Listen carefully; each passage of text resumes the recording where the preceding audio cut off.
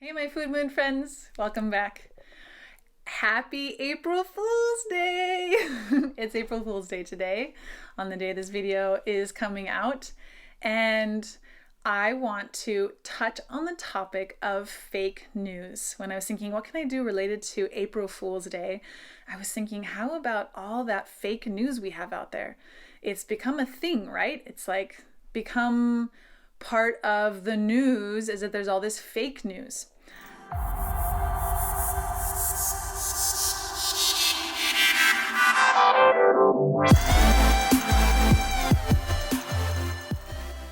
I watched a video recently, The Social Dilemma, and it said the quote that fake news travels 6 times faster than true news. And, to some degree there is some what is true, truth is in the eye of the beholder, everyone can kind of tell a different story a different way, and there can be multiple different truths. So, there's all this part too. But there is the part of fake news. And I've been thinking a lot this last year of why do we have so much fake news? And part of it is related to understanding how the brain works. Our brain has evolved and is wired to pay attention to scary things, to really hyped up, intense things that are new. All of these types of information that comes our way, our brain is way more prone to pay attention to it. And that is the media's job, is to grab our attention.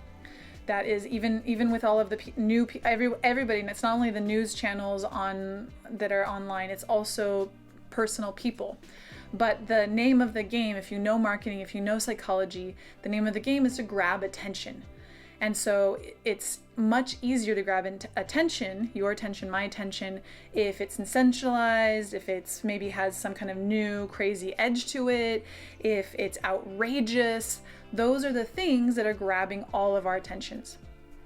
So this is, it's not anyone's particular fault. It's part of the system. It's how our brains have been wired, and it's how people are trying to get into our brains. It just is. It's just what's happening in our world. And we have all these crazy cameras and all this amazing technology.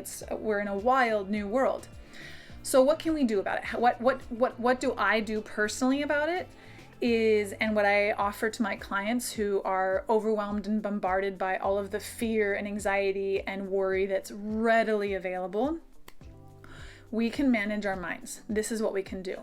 So if we understand how the brain works, and we understand that the reptilian primal part of our brain is grabbing onto all that information, we can talk back. We have another part of our brain that's able to rationalize and decide if it's important or not, and decide how much exposure that we have to all of the news and media and everything. We can literally manage our brain by deciding how much we're letting in, how much social media, how much news, how much screen time. We can decide how much we're letting into our brain and allowing our brain to process and get hooked and want more. Because that's what happens, is that when we see something dangerous or really interesting and important, our brain wants more. And so we can be aware of that. We can say, okay, I see you, brain. I see that you're latched onto this. This is not how I want to spend my time and attention right now.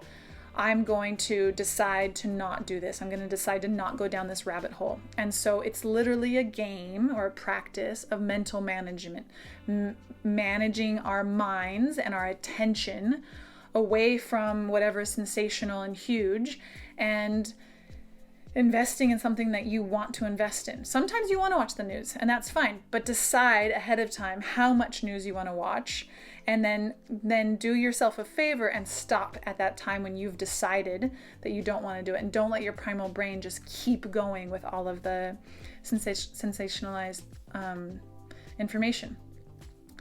The other thing that I think is really important is to, and this is, I actually don't even know how to bite this piece off yet, but there is a piece that I think that we're all becoming aware of, our responsibility to be able to fact check and do research and figure out what is really the truth, and to do our own personal part of not passing along the fake news.